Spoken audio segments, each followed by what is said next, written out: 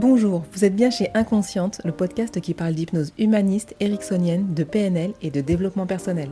Je m'appelle Pascaline Nogrette, hypnothérapeute à Bordeaux. Passionnée par le corps et l'esprit et le lien entre les deux, je suis très motivée pour partager et simplifier tous ces outils que j'ai découverts toute seule ou que j'ai appris en formation ou dans des bouquins. Vous pouvez profiter du chapitrage sur cet épisode si vous l'écoutez sur Ocha ou Apple Podcast. Aujourd'hui, je reçois Elisabeth Horowitz, psychologue, psychothérapeute, conférencière.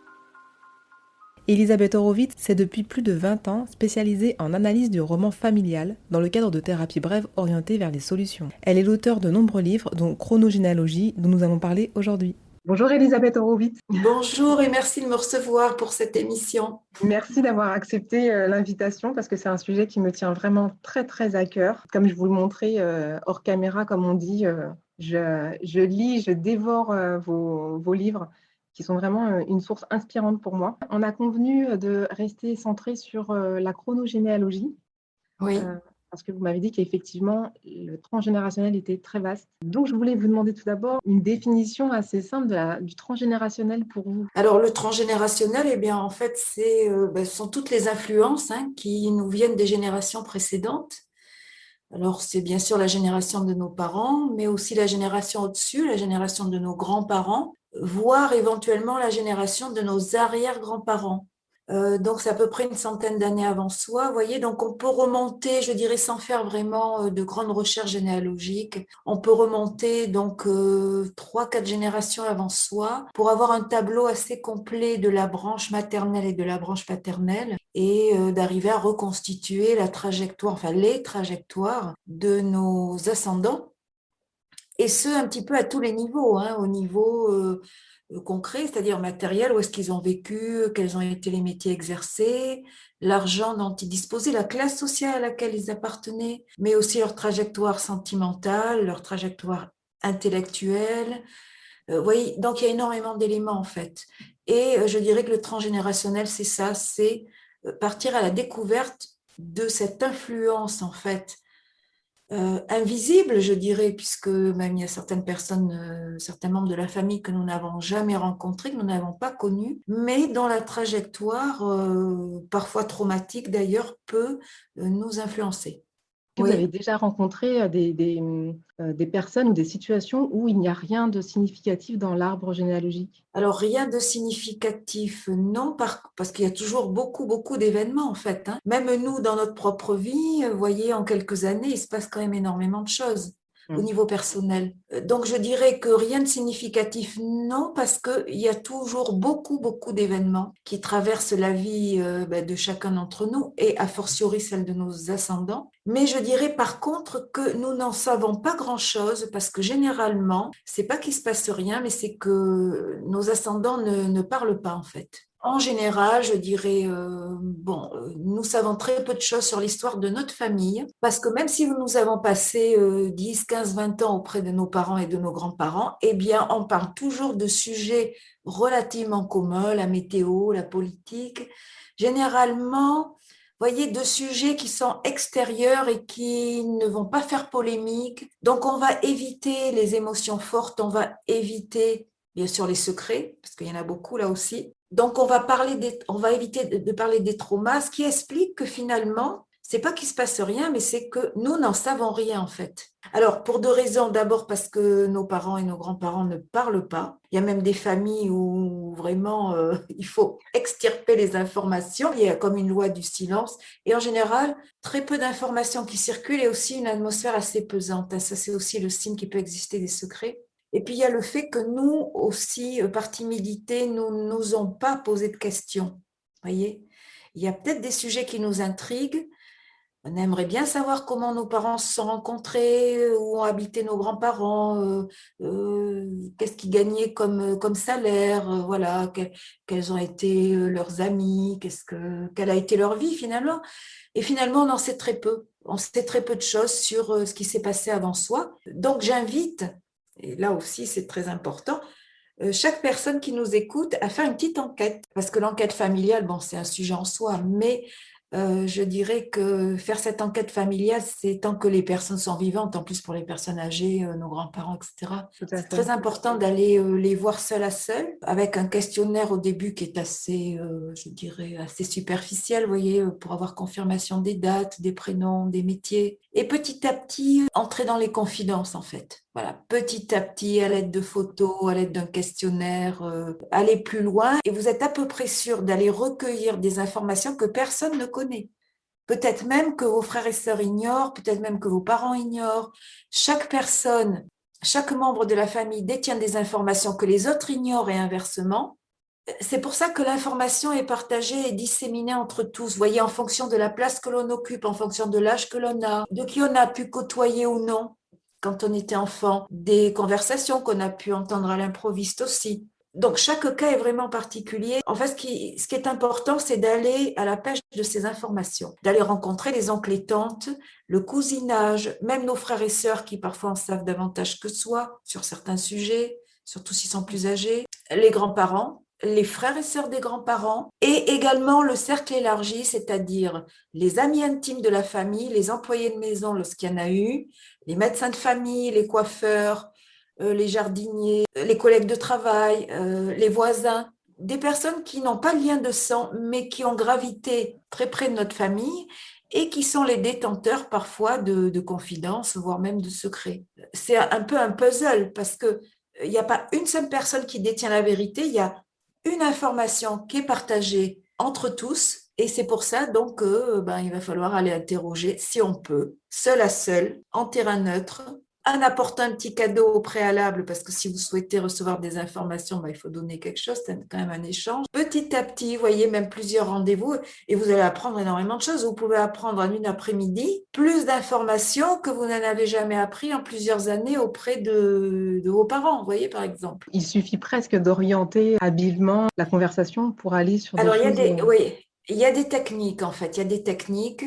La première technique, c'est si par exemple, je sais pas, vous allez voir un cousin ou une grand-tante, vous arrivez toujours avec un cadeau. Vous arrivez à l'heure d'abord, vous arrivez avec un cadeau. Et dans la première entrevue, vous posez des questions assez simples, vous voyez. Vous pouvez montrer quelques photos parce que les photos, c'est vraiment un support pour la communication.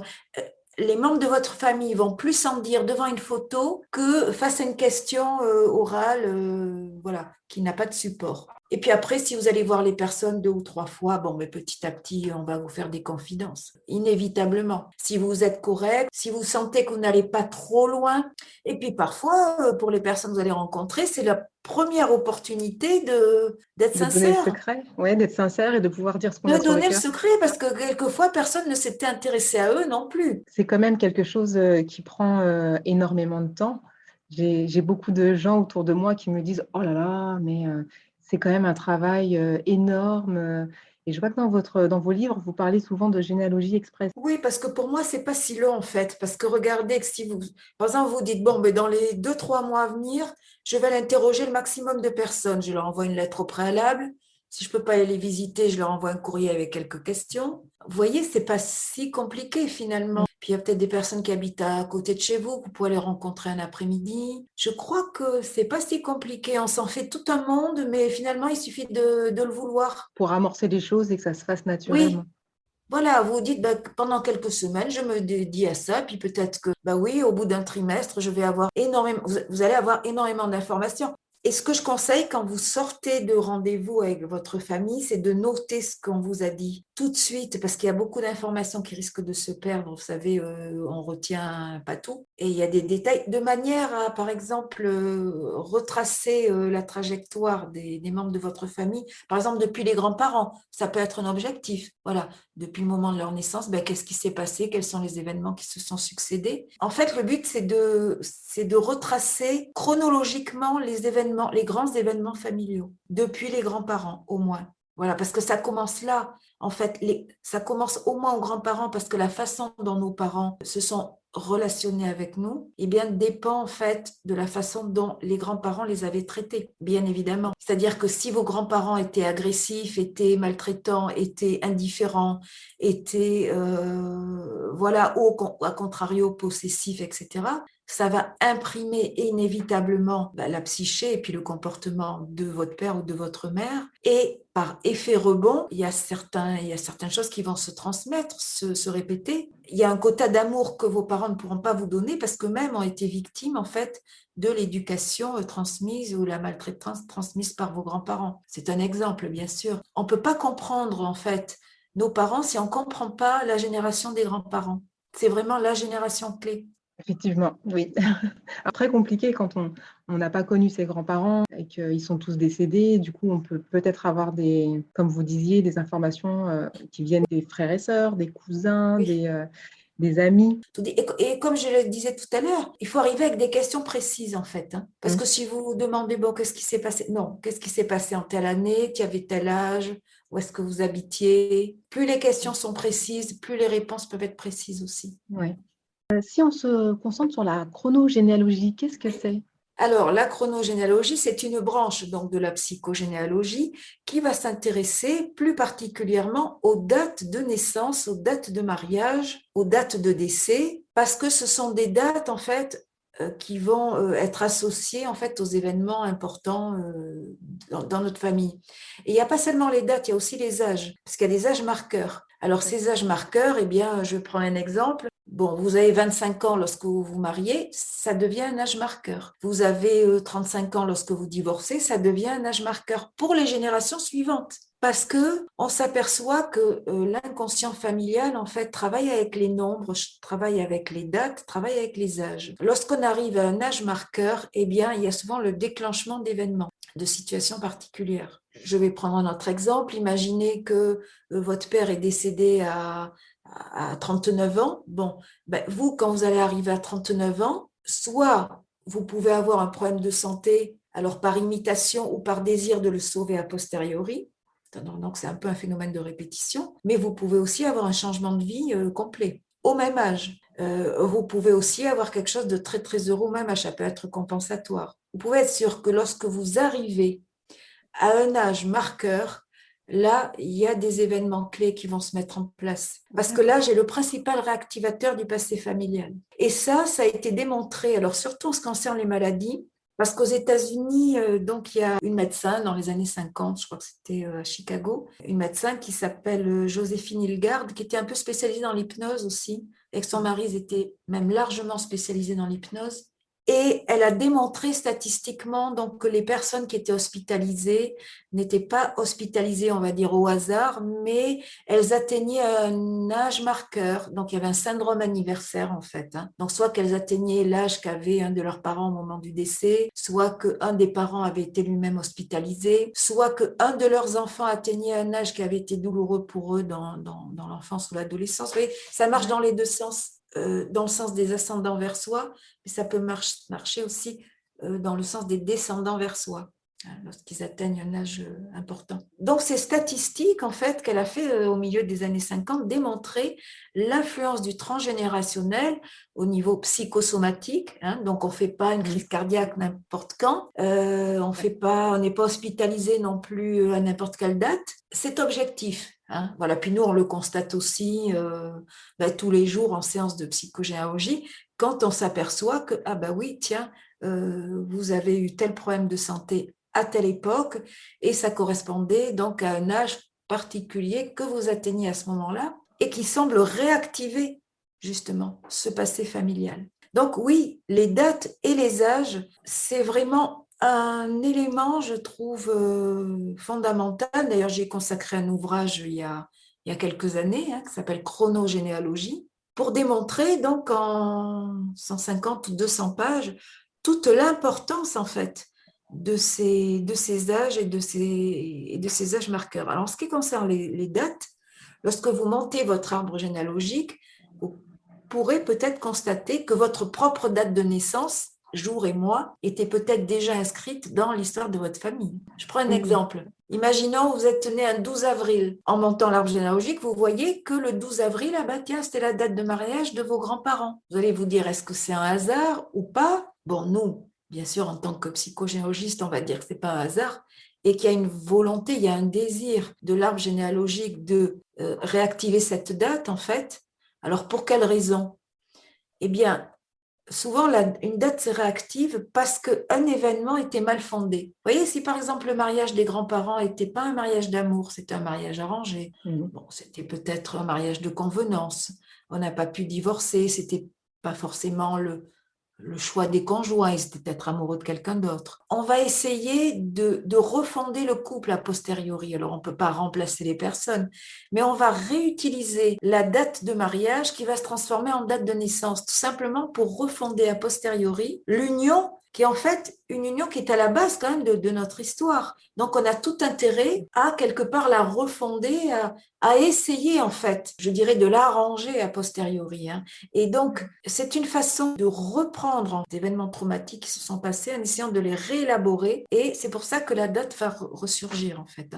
Et ce qu'on trouve très, très souvent, c'est la transformation de date de décès ou de date d'inhumation en date de naissance. Là, on voit bien que, je vais prendre un autre exemple, votre grand-mère paternelle est décédée un 25 octobre et vous naissez un 25 octobre, voyez. Donc, comme on n'a pas pu faire le deuil de la grand-mère, ou c'était peut-être une personne très importante dans l'histoire de la famille, donc on ne peut pas en faire le deuil pour plusieurs raisons. Bon, voilà, c'était peut-être une femme dominatrice, c'était peut-être quelqu'un sans qui la famille aurait été moins cohérente, elle avait peut-être un statut social. Enfin bon, pour X raisons, on ne peut pas perdre cette personne. Et comme on ne peut pas en faire le deuil, on la fait renaître d'une certaine manière par un descendant qui va naître exactement le même jour, le même mois. Donc cette date anniversaire revient. Donc c'est assez simple comme mécanisme. En fait, c'est un mécanisme qui se met en place pour, en quelque sorte, s'opposer à la perte, s'opposer à la mort, parce que bon, c'est ce qu'il y a de plus traumatique en fait dans l'histoire des familles, de perdre quelqu'un, une espèce d'inconscient familial, va tenter de s'opposer à la perte en réactivant les dates. C'est assez mystérieux parce qu'on se dit, mais au fond, il faut vraiment que l'inconscient soit fort pour que deux personnes aient des relations à tel moment, pour que l'enfant naisse aussi à tel moment, vous voyez. Donc du coup, c'est la notion de date de conception aussi qui est apparemment importante, chose que personnellement, j'avais complètement laissée de côté en étant sur les dates de naissance, de mariage, de décès. Et hop, est apparue cette information que la date de conception était importante. Est-ce qu'il y a des explications scientifiques? Parce qu'on m'a posé la question, on m'a dit, mais est-ce que c'est le karma ou est-ce que c'est autre chose? C'est vrai que c'est délicat parce que bon, on connaît comme ça la théorie du karma. Bon, c'est vrai que c'est pas l'objet de mes études, donc je vais la mettre de côté en disant simplement que il semble qu'il y aurait quand même des programmes familiaux, des programmes généalogiques à l'œuvre qui, peut-être à l'insu des protagonistes, vont faire qu'à un moment donné, on va concevoir un enfant, mais c'est souvent un remplacement d'un des ascendants, d'une grand-mère, d'une arrière-grand-mère, etc. Très, très souvent, il y a cette synchronicité entre un décès et la conception. Et il y a même des enfants qui sont conçus le jour même de l'enterrement, par exemple. On a perdu l'arrière-grand-mère et le jour même, voilà. Alors là, on peut parler effectivement d'enfants de remplacement dans la mesure où cette conception vise à remplacer quelque part, tout au moins à s'opposer à la perte. Donc ça serait plutôt ce fameux inconscient familial qui Oui, serait à l'œuvre? oui. Plus que le karma, bon, le karma, ça fait appel peut-être à des lois qui nous dépassent et sur lesquelles, bon, on peut avoir plusieurs avis. Personnellement, je m'en tiendrai à l'inconscient familial parce que je sais que ça fonctionne comme ça. On a fait des milliers de consultations, moi-même et tous les psychogénéalogistes, donc on sait bien que la plupart des conceptions ne se font pas au hasard. Dans énormément de cas, elles se font pour réparer une perte. C'est pas forcément la perte de quelqu'un, mais ça peut être la perte d'un statut social, perte d'un métier, la perte de revenus et a fortiori bien sûr la perte d'une personne. Mais très très souvent donc la conception est en réaction à des événements familiaux. Des événements familiaux autour de cette année-là, on va dire. Oui. J'ai une date de conception qui se retrouve dans tout l'art jusqu'à plus de 150 ans et donc on se dit, bah non, ça n'a peut-être rien à voir avec ma conception. C'est-à-dire qu'il faut regarder en fait quels sont les événements familiaux dans les mois qui ont précédé la conception. Qu'est-ce qui s'est passé? Pourquoi nos parents à un moment donné ont-ils eu le désir et peut-être le besoin donc de nous concevoir? Est-ce que c'est totalement le hasard, on va dire, l'envie du moment, ou est-ce qu'il y a, je dirais, des contraintes invisibles d'ordre généalogique qui va les pousser justement à nous concevoir? Et très souvent, il y en a. Parce qu'on va s'apercevoir que dans ces contraintes-là, il y a le décès de quelqu'un, il y a le départ à la retraite souvent d'un des grands-parents, il y a la ménopause d'une des grand-mères. Donc, comme la grand-mère est en ménopause, eh bien, tiens, on fait un enfant à ce moment-là, comme pour s'opposer à la perte de fertilité. on va dire, définitive, vous voyez, d'un ascendant. Il y a aussi des fois un phénomène d'imitation. Par exemple, j'ai une sœur qui est enceinte, eh bien moi aussi, pour restaurer une forme de gémellité, vous voyez, parce qu'on était en concurrence ou au contraire pour se rapprocher.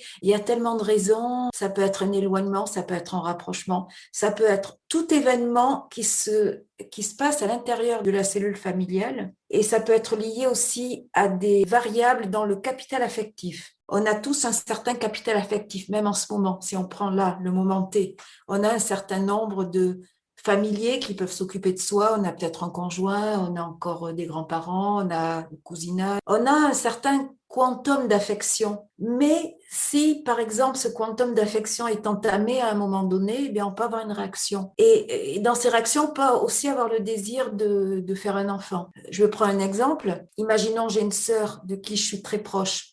Et puis tout à coup, cette sœur, eh ben, elle va vivre à 1000 kilomètres. Et puis elle rencontre quelqu'un et puis elle se met en couple. Ben, forcément, elle aura moins de temps à me consacrer. J'ai un quantum d'affection qui m'est retiré. Et comment je vais le compenser? Je vais reporter sur autre chose. Alors quoi? Et dans certains cas, ça peut être effectivement de faire un enfant. Dans certains cas, c'est pas systématique, il peut y avoir de multiples raisons que nous analysons, nous, bien sûr, en psychogénéalogie, dans le détail. C'est vraiment une enquête qui est très intéressante, effectivement. Quand il y a perte affective ou quand il y a une perte ou quand certains ascendants sont en perte, alors soit de santé, soit physiologiquement, je l'ai dit, par la ménopause, soit en perte sociale par la mise en retraite. Donc, quand la famille est un peu en perte de quelque chose, finalement, vous voyez, Elle récompense. Oui, tout à fait. elle récompense, voilà, elle peut récompenser. Il y a pas mal de personnes qui me demandent pourquoi étudier son arbre. Alors, on peut ne pas le faire, hein, c'est pas du tout une Tout à obligation. fait. Voilà, c'est pas du tout une obligation. Comme il y a des personnes qui ne s'intéressent pas du tout à l'histoire avec un grand H. Bon, cette connaissance du passé qui nous est personnelle est très importante tout de même parce que ça va augmenter notre conscience, en fait. Notre conscience des choses. Il est vrai aussi que l'histoire de notre famille rejoint la grande histoire. Il me semble quand même tout à fait intéressant de savoir comment nos parents se sont rencontrés, quelle avait été leur vie avant de se rencontrer aussi, leur vie auprès de nos grands-parents, le type d'éducation qu'ils ont reçu, est-ce qu'ils ont été aimés ou pas, est-ce qu'ils ont pu faire les études qu'ils souhaitaient, est-ce qu'ils ont pu accéder à leur vocation, quelle avait été leur vie sentimentale même avant de rencontrer leur conjoint, est-ce qu'ils avaient eu des traumatismes, est-ce qu'ils sont nés pendant une période de trouble au niveau économique, au niveau historique. Il y a tellement de choses, je trouve que je pense que c'est quand même incontournable à l'heure actuelle de s'intéresser à l'histoire de notre famille, aussi bien à la branche maternelle que paternelle, même si en général on connaît mieux une branche que l'autre, mais on va découvrir énormément de choses. C'est pour ça qu'il faut recroiser les informations, parce qu'il n'y a pas de vérité non plus. Des personnes qui ont vécu un même événement peuvent en avoir une expérience différente. Alors, personne ne détient la vérité dans la famille, en fait. Comme je l'ai dit, l'information est partagée. En fait, nous allons avoir des interprétations, c'est ça aussi. Nous n'allons pas avoir des vérités objectives, nous allons avoir des interprétations. Imaginons que nous sommes pendant la Seconde Guerre mondiale, notre famille, chacun va avoir son expérience du trauma, chacun va avoir, en fonction de son âge, sa résistance émotionnelle, intellectuelle. Les expériences sont vraiment uniques, sont vraiment personnelles. Et c'est ça qui est intéressant, c'est non pas de rechercher une vérité, mais c'est de recueillir les expériences personnelles de chacun, de manière à reconstituer quand même, je disais tout à l'heure, le puzzle, c'est vrai, le puzzle de notre famille. D'abord, c'est intéressant intellectuellement, ça va permettre d'augmenter notre conscience et ça va nous permettre aussi d'éviter certaines répétitions, parce que certains événements qui nous ont été cachés, et on le sait par rapport au secret de famille, peuvent se répéter. Imaginons que notre grand-mère ait été violée il y a 50 ans, elle ne l'a jamais dit. Quel est le risque pour les générations qui vont suivre les femmes? C'est que ça se répète, c'est-à-dire qu'au même âge, à 15-20 ans, tiens, on se trouve, c'est d'autres circonstances, c'est pas la même époque, mais étant donné qu'on nous l'a caché, on n'a pas cette information, on va peut-être être obligé de la revivre pour justement, pour savoir qu'est-ce qui s'est passé. Mais si on nous l'avait dit dans tous ces détails, voilà, c'est dit, c'est conscientisé, donc la répétition n'a pas lieu d'être en principe. Donc ça sert à éviter des répétitions. Et je crois que là aussi, c'est quand même très important parce que ça peut nous sauver la vie. Là, dernièrement, je commentais un film qui a été fait par une journaliste et il y avait une jeune femme qui témoignait justement à ce niveau-là parce qu'elle disait, voilà, je pouvais pas jusque-là avoir d'enfant et je découvre donc en faisant mon enquête généalogique que ma grand-mère, justement, a été violée par 2 fois. Et suite à ça, après, elle a pu avoir des enfants. Vous voyez, donc quelquefois, des problèmes de santé, en fait, des inhibitions corporelles ou autres que nous pouvons avoir, dont nous pouvons souffrir, sont en fait dues à ces secrets de famille. C'est pour ça que c'est vraiment un thème aussi très important. On ne va pas peut-être le traiter aujourd'hui parce que bon, ça demande beaucoup de temps. Il est vrai que lorsque nos ascendants nous ont caché des choses importantes, eh bien, ils nous condamnent peut-être à les revivre avec la même violence, même si c'est dans un autre contexte. En fait, c'est très grave puisque nous pourrions nous épargner bien des difficultés, bien des douleurs s'ils avaient eu le courage de parler. Et c'est pour ça que je voulais dire aux personnes qui nous écoutent, si vous avez des secrets de cet ordre-là, d'autres, eh bien, c'est très important de les dire, voilà, sans pathos, tout simplement, voilà ce qui s'est passé en telle année, voilà ce que j'ai ressenti, voilà quelles ont été les conséquences dans ma vie. Et en faisant ça, on libère complètement nos descendants, en fait. Peut-être sur plusieurs générations, peut-être pour nos Oui, absolument. petits-enfants également. Absolument. Il y a 2 niveaux, en fait, pour moi, c'est important à 2 niveaux, connaître l'histoire, puisque l'histoire de notre famille, eh bien, rejoint l'histoire avec, voilà, un grand H. Notre famille est traversée, en fait, par ces questions économiques, par les affrontements aussi, pendant les 2 dernières guerres, enfin, pour ce qui est de l'Europe, mais c'est ces crises politiques, etc., ces questions aussi de statut social.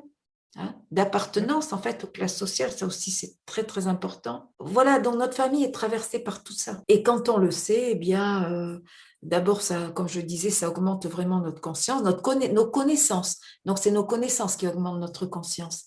Et ensuite, ça va peut-être donc nous épargner des années difficiles. C'est très très important. Je dirais même que c'est un petit peu incontournable.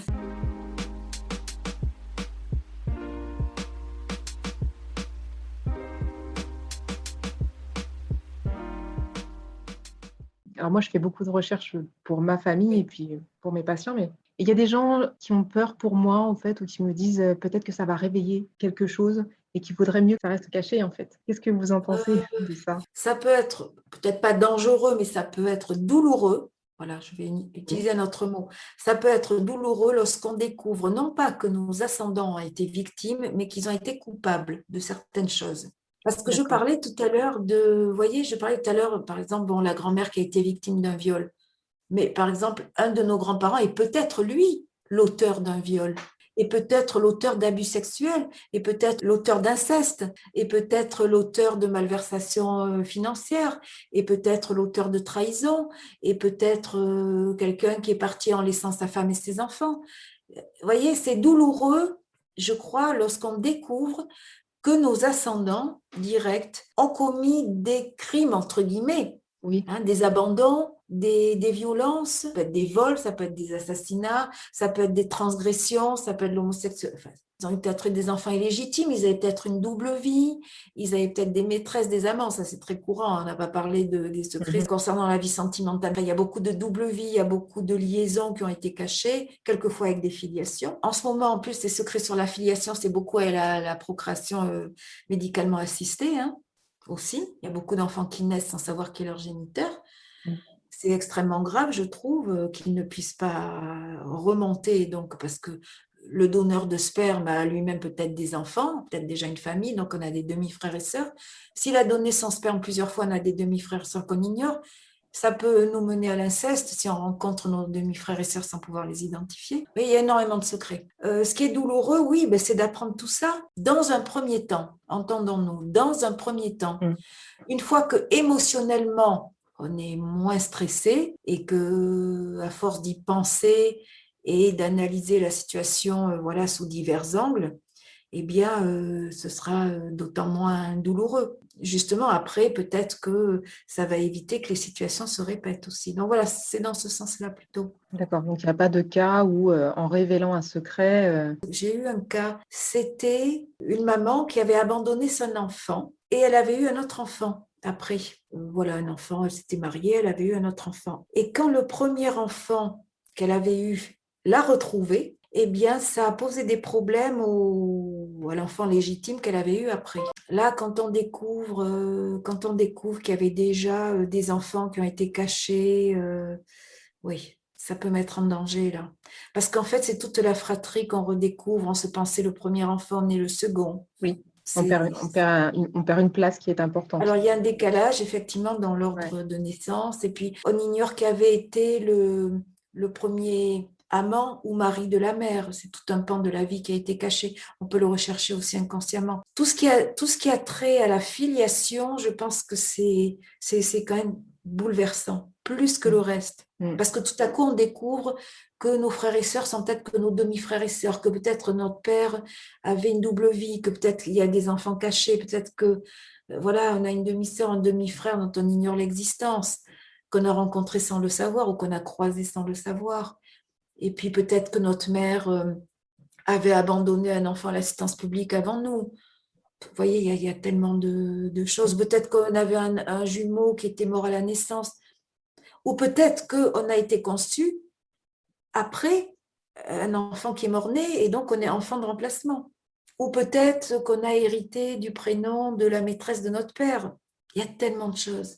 Mais en tout cas, ça permet d'arrêter la répétition. Ça permet d'arrêter ouais. la répétition, oui, ça permet de découvrir la vérité, parce qu'il y a quand même des vérités objectives aussi. C'est-à-dire, bah, tiens, on a tel demi-frère et sœur, tiens, voilà, oui, c'est des vérités objectives, les personnes existent, c'est pas l'interprétation, vous voyez. Et effectivement, ça nous permet de ne pas répéter, de ne pas nous retrouver dans des situations difficiles aussi. Est-ce que vous pensez que c'est intéressant d'aller chercher la généalogie des conjoints? Par exemple, j'ai une belle-sœur qui a la même date anniversaire qu'un de mes grands-pères du côté maternel, ce qui n'a rien à voir.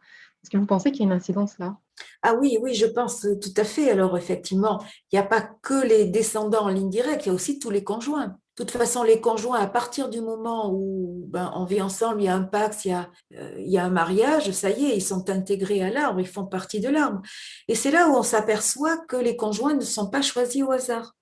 Tiens, leur date de naissance ou leur lieu de naissance voilà, correspond déjà à quelque chose qui existe dans notre histoire, donc ça fait écho. Voyez? Ou peut-être que la première syllabe de leur nom de famille était déjà la première syllabe de notre propre nom de famille ou d'un nom de famille qui existe dans notre arbre. Ou que son initiale aussi, c'est l'initiale de quelqu'un dans l'arbre. Ou que tiens, il a habité à tel endroit. Ah ben tiens, peut-être que sa configuration aussi familiale ressemble à la nôtre ou qu'on pense la nôtre. Il y a tellement de combinaisons, vous voyez, mais oui, on sait, on peut affirmer que souvent, notre conjoint est choisi, alors bien sûr, par amour, mais aussi parce qu'il va correspondre à ses données de naissance, donc non seulement sa date de naissance, mais le lieu où il est né, son statut social, son apparence physique également, son prénom, etc. Effectivement, on a plus de chances de l'aimer s'il correspond à des éléments préexistants à notre histoire. Et très souvent, d'ailleurs, j'ai remarqué qu'on choisit quelqu'un qui a à voir avec le cousinage. J'ai de nombreuses femmes en consultation qui ont pris pour conjoint quelqu'un qui se prénommait comme le cousin germain, voilà, ou qui avait la même date de naissance, qui était né la même année, au même endroit. Vous voyez, très, très souvent. Donc, oui, l'attirance, oui, mais l'attirance est d'autant plus forte qu'il semblerait que notre cerveau ait capté déjà, comme un lecteur d'hologramme, même avant de rencontrer quelqu'un ou juste en le rencontrant, eh bien, il semblerait, en fait, bon, mais ça c'est le partage de l'information, la physique quantique explique que, voilà, on baigne dans un champ informationnel et qu'on sait déjà, enfin voilà, qu'on a déjà capté un nombre d'éléments. Mais oui, on est d'autant plus amoureux de quelqu'un que cette personne rassemble des éléments qui nous sont déjà connus ou qui sont utiles en fait à notre histoire pour qu'elle se perpétue, vous voyez. Donc il y a vraiment une dimension généalogique dans l'amour. Complètement. Ces deux arbres, comme vous le dites bien, ces deux arbres qui se rencontrent à un instant T pour sublimer un peu toutes ces blessures familiales. Absolument, je vais prendre un exemple. Imaginez, vous êtes né après un enfant décédé qui s'appelait Georges, et puis votre conjoint, tiens, il a un frère qui s'appelle Georges. Vous voyez, par exemple, là, moi, j'ai quelque chose de manquant dans ma fratrie. Ah tiens, mais mon conjoint, lui, il a ce frère qui m'a manqué et qui, justement, porte le même prénom. Voyez. Donc, ce qui est très intéressant aussi, quand on regarde les couples, c'est de regarder les fratries, comment l'alliance aussi tend à combler ou à compenser des situations fraternelles. On étudie les fratries, c'est-à-dire alors est-ce que c'est que des garçons, que des filles? Est-ce qu'il y a combien d'écart d'âge, voyez, bon, entre le premier et le dernier Le dernier. enfant? Est-ce qu'on est enfant unique? Est-ce qu'on est né après un enfant décédé ou juste avant? Voilà, là aussi, il y a énormément de combinaisons. Et énormément de réponses, du coup, en fonction de ce qu'on trouve dans les écarts, de l'écho que ça fait de l'autre côté au niveau du conjoint en face. Absolument. Et si par exemple on n'a eu que des sœurs, on va trouver un conjoint qui a que des frères. Vous voyez, ça va se faire en miroir. Mm. Parce qu'on va trouver chez l'autre le type de relation fraternelle qu'on n'a pas eu dans l'enfance. Donc il y a ces phénomènes de compensation. Alors, vous vous rendez compte le nombre d'éléments en fait C'est énorme. qui sont déterminants lorsqu'on rencontre quelqu'un et qu'on décide de se marier. Pour qu'on décide de se marier et qu'on décide d'inclure quelqu'un à l'arbre généalogique, il faut que cette personne réponde quand même à certains critères, même inconsciemment. Je ne manquerai pas de le partager aux personnes de ma famille qui en ont besoin en ce moment. Il y a Alors, beaucoup sans de... que ça nous décourage, hein, sans que ça nous décourage, parce que, bon, j'ai l'air de dire c'est un déterminisme. Oui, c'est une forme de déterminisme, mais je dirais que parfois on ne peut pas faire autrement parce que des personnes qui n'auraient aucun élément commun à notre histoire, on les verrait peut-être même pas. Ah, je Vous pense que voyez? c'est sûr. Donc, certaines personnes, ben oui, on en tombe amoureux parce qu'il y a ces éléments. Et donc, peut-être que c'est d'une certaine manière, c'est peut-être un petit peu incontournable dans la mesure où, bon, on doit retrouver en l'autre des éléments qui nous sont communs à différents niveaux. Ça peut être physique aussi, hein. Vous tombez amoureux de quelqu'un qui ressemble à votre mère, à votre père. Bon, mais ça, c'est très, très fréquent, hein. Mhm. Un frère, une sœur, un cousin, une cousine. À votre avis, qu'est-ce que révèlent les répétitions de dates qui sont très proches, en fait, sur une même génération, sur une génération de fratrie, si tout le monde naît au mois de janvier ou tout le monde naît en Ah été, oui, ah oui. c'est une Je pense signification? que oui, alors je pense que c'est une façon de rapprocher les personnes. Alors pourquoi? Parce qu'on va s'apercevoir que très souvent, avant, dans la génération antérieure, il y a eu des séparations. Il y a eu des frères et sœurs qui ont peut-être été mis à l'écart. On a peut-être été séparés. Certains ont pu être envoyés en pension. C'est-à-dire qu'on avait bien une fratrie, mais on n'a pas eu les relations fraternelles qui correspondaient. C'est-à-dire l'échange d'affection, la communication, etc. Et comme ça a manqué, eh ben, on va essayer de rapprocher les membres d'une même fratrie par les dates. C'est pour ça que je disais que les dates, c'est très important. Donc, D'accord. tous les enfants vont naître quasiment, des fois le même jour, des fois à quelques jours d'intervalle le même mois. C'est-à-dire tous les anniversaires vont se passer, donc, comme vous dites par exemple au mois de janvier, parce que c'est une manière, par le nombre, en fait, par le chiffre, on va les rapprocher. Voilà. Le chiffre, on ne peut pas le changer. Une date de Mhm. naissance, on ne peut pas la changer. Effectivement. Par contre, les relations interpersonnelles, elles sont mutables. C'est-à-dire qu'on peut tout à coup être séparé de quelqu'un. Vous voyez, dans l'enfance, on n'a pas eu des frères, on a eu des frères et sœurs, mais on en a été séparés. Oui, mais à la génération suivante, si on fait naître tout le monde en même temps, ça, on ne peut pas le changer. Les dates, elles restent fixes. Et c'est un moyen qu'a l'inconscient familial de rapprocher des personnes qui, à la génération avant ou à deux générations, ont été malheureusement séparées par les circonstances ou mises à l'écart. Donc, on rapproche tout le monde. Allez, tout le monde né en même temps. C'est vrai, effectivement, on voit dans la vraie vie que tout le monde, en fait, l'anniversaire, on sait que c'est le mois des anniversaires C'est et ça. Et donc, tout le monde se retrouve. Et donc, oui, c'est un lien. Et d'ailleurs, on s'aperçoit que émotionnellement, on va être proche de quelqu'un qui est né autour de notre date. Si vous avez un frère ou une sœur qui est né autour de votre date, de votre propre date de naissance, c'est déjà un rapprochement. Et celui-là, vous ne pouvez pas le changer parce que les dates sont fixes. merci beaucoup pour cette information. En transition, est-ce qu'il peut y avoir plusieurs raisons pour une naissance, en fait?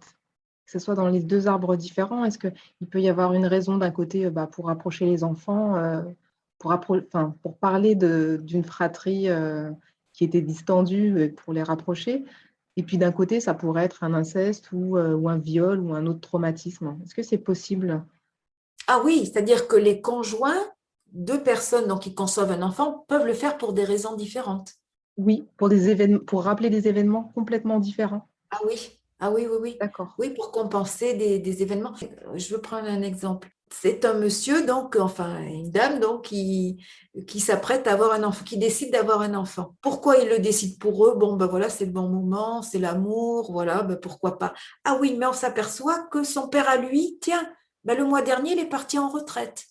Donc, il n'aura plus ce statut de personnalité. C'était jusqu'à présent un petit peu le centre d'attention familiale. Il gagnait pas mal d'argent, il avait eu une réputation, il avait un capital culturel. On le recevait dans différents cercles. Ça s'appelle le Lions Club. Il peut être médecin, ingénieur, etc. Tiens, tout à coup, il part en retraite. Donc, on perd là quelque chose de l'ordre du capital social. Et tiens, c'est le bon moment pour concevoir l'enfant. Du côté de l'épouse, ah, sa maman est entrée en ménopause. Ah, elle ne peut plus avoir d'enfant.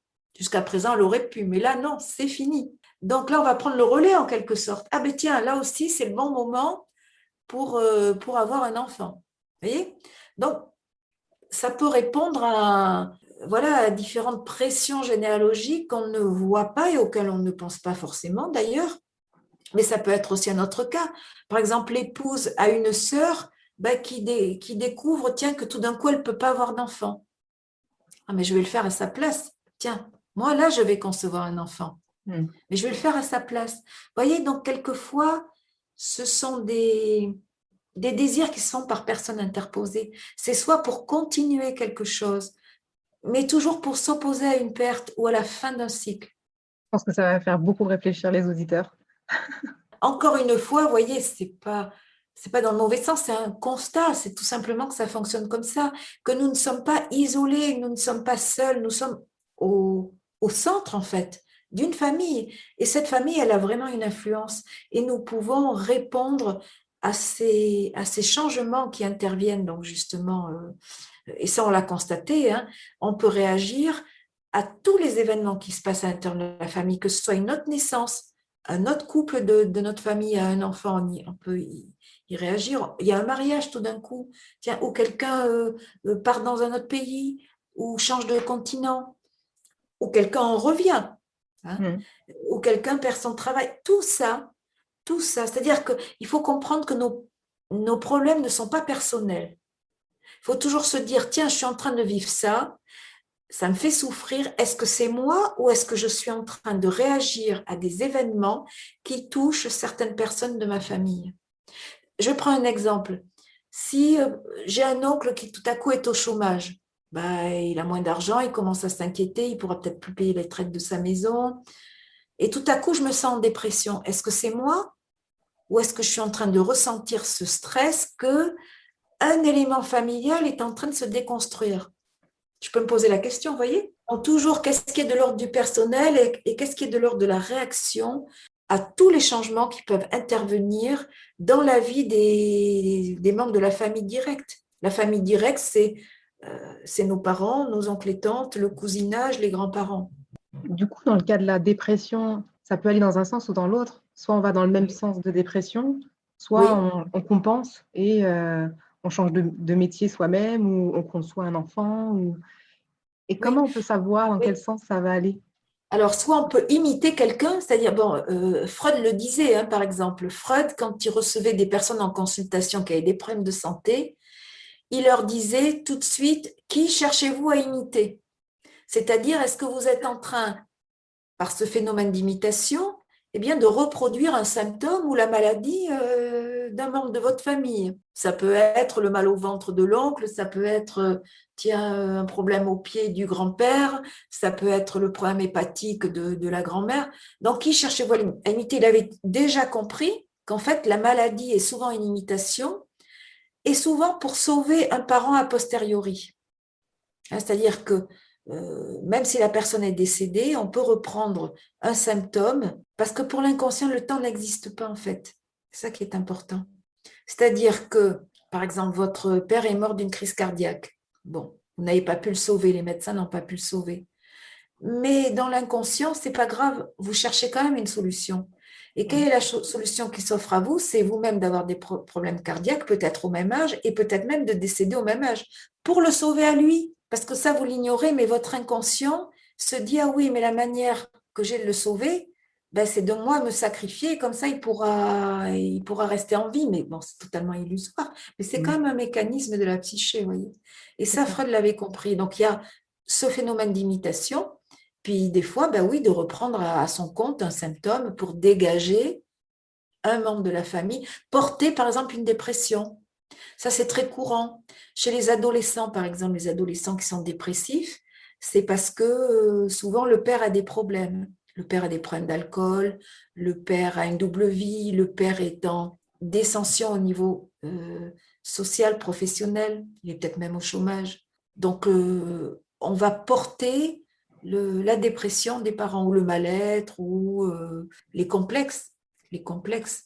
On peut Ouais. porter des complexes aussi, des complexes de culpabilité, complexes d'infériorité qui ne sont pas les nôtres, qui sont ceux des parents. Et c'est encore plus troublant quand ce sont ceux des grands-parents ou des arrière-grands-parents qu'on n'a pas Oui, connus ou des choses comme ça. oui, oui, tout à fait. Ah Ouais. oui, oui, oui.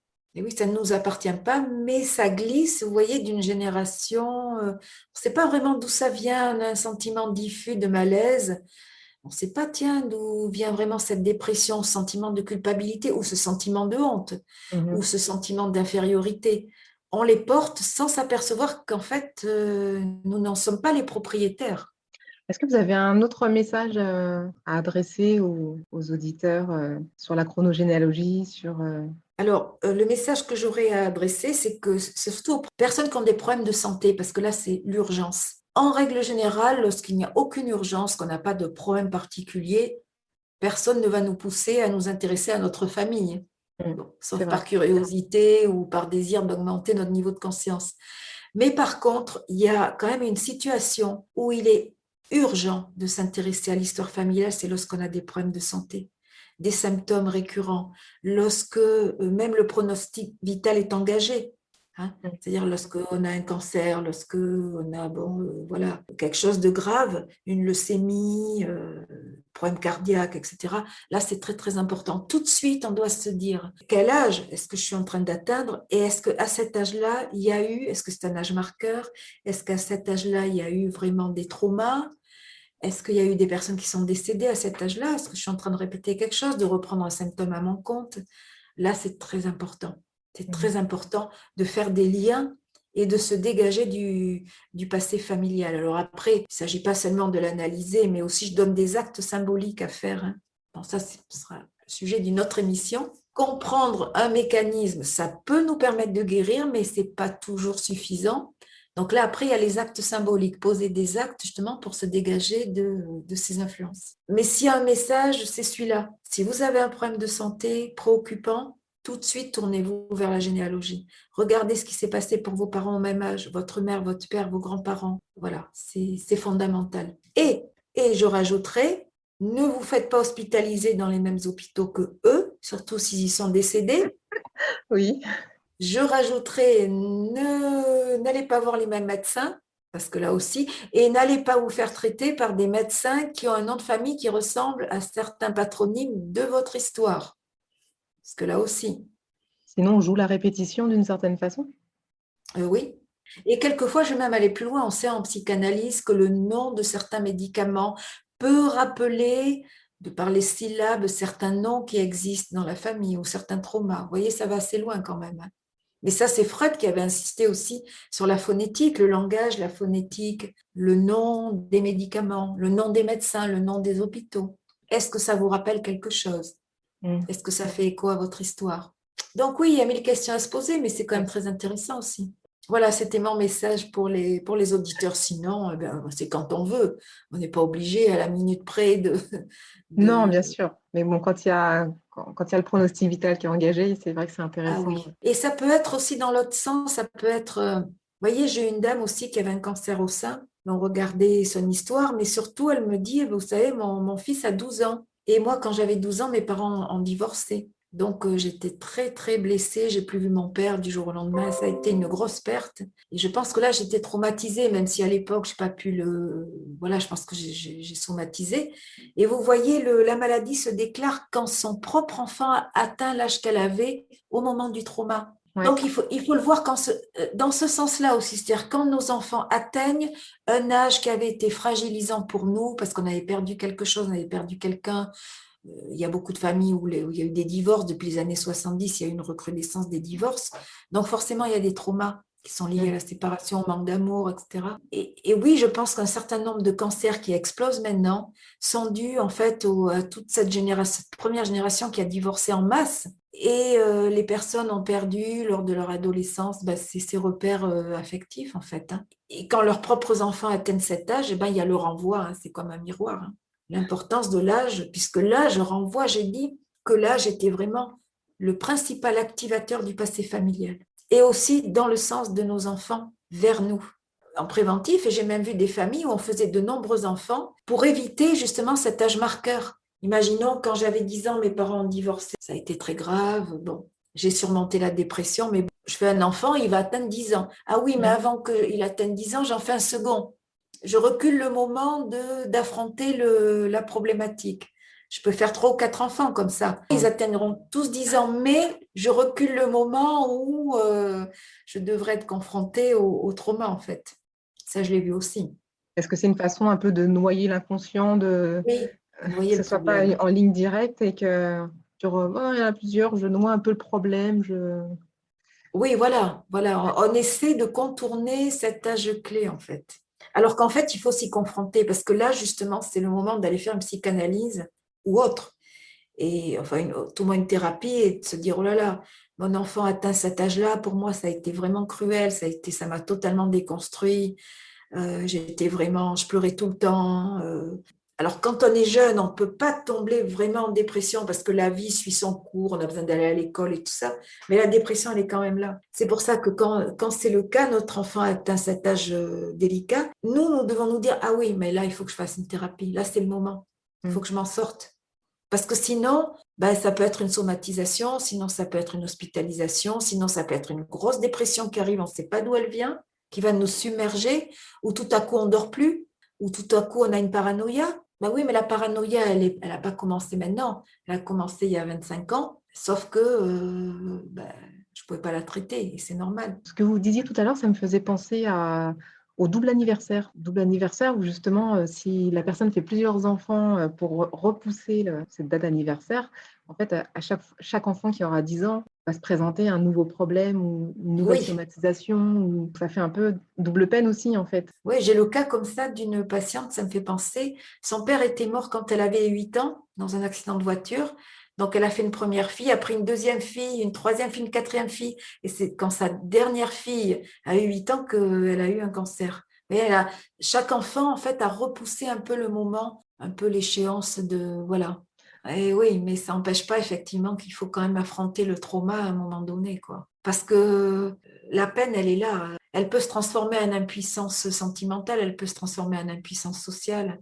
Par exemple, cette cliente, elle avait du mal à gagner de l'argent et il y a eu tout ça aussi. Bon, merci beaucoup pour toutes ces informations. Je vous en prie, avec plaisir. Je vous souhaite une belle après-midi et puis merci à très bientôt. Merci beaucoup, à bientôt. À bientôt. J'espère que cet épisode vous a plu et que vous avez compris la notion d'inconscient familial grâce à l'interview d'Elisabeth Horowitz. Cet épisode sera suivi de nombreux épisodes suivants sur les secrets de famille, la généalogie, la psychogénéalogie, les rituels symboliques également, le sens des maladies. Soutenez le podcast Inconsciente afin qu'il soit écouté par le maximum de personnes et à me suivre sur Instagram, Pascaline Hypnose, ou bien sur l'Instagram de Généalogie, Pascaline-Généalogie. Laissez un commentaire, je serai ravie de vous lire. Partagez-le si vous pensez qu'il peut faire du bien à quelqu'un. Et si vous êtes sur Apple Podcast, alors là, vous savez que les étoiles, c'est la vie. Merci et à bientôt.